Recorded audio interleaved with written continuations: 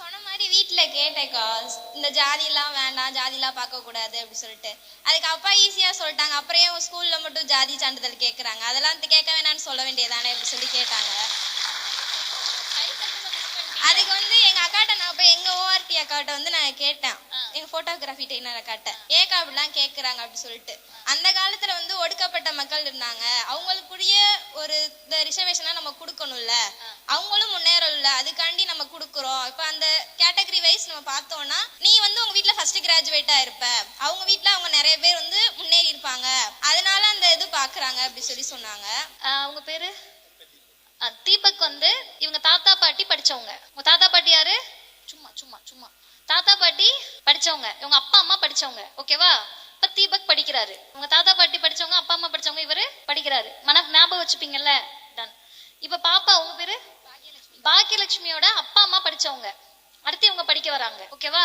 இந்த பாப்பா உங்க பேரு பாவனாவோட அப்பா அம்மா படிக்கல, இவங்கதான் முதல் தலைமுறையா படிக்க வராங்க. ஒரு நகரத்துல இருந்து ஊர்ல யாரும் ஐயோ நீ இப்படிதானா அப்படின்னு பார்க்காத அளவிற்கு ஒரு வீட்டுல இருந்து வராங்க. சரியா? உங்க பேரு வர்ஷினி. இவங்களோட அப்பா அம்மா படிக்கல, இவங்க கிராமத்துல இருந்து வராங்க. உங்களுக்கு நல்லாவே தெரியுது யார் ஒடுக்கப்பட்டவர்கள்னு சொல்றோன்னு. அந்த ஒடுக்கப்பட்ட சமூகத்துல இருந்து வராங்க. கற்பனைக்காக இவங்க யாரையும் எனக்கு தெரியாது. இவரு தம்பி அவங்க அப்பா படிச்சவரு, அம்மா படிக்கல.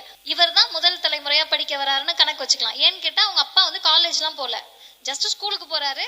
இப்ப ஏதோ கிடைச்ச வேலையை பாக்குறாரு. ஓகேவா?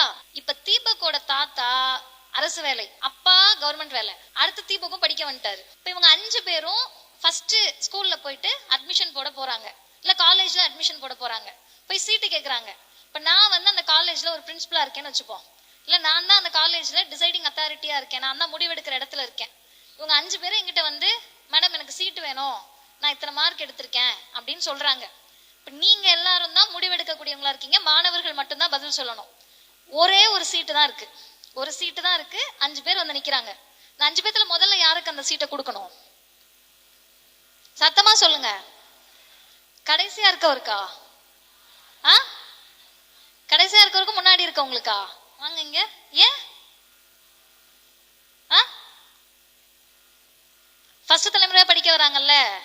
இப்ப 4 தலைமுறையா படிச்சுக்கிட்டு இருக்கப்ப இவங்க தாத்தா நான்லாம் ஸ்கூலுக்கு போக மாட்டேன்டா, மழை பெஞ்சா கூட பள்ளிக்கூடம் பக்கம் ஒதுங்க மாட்டேன்னு பெருமை பேசிட்டு இருந்திருக்கலாம்.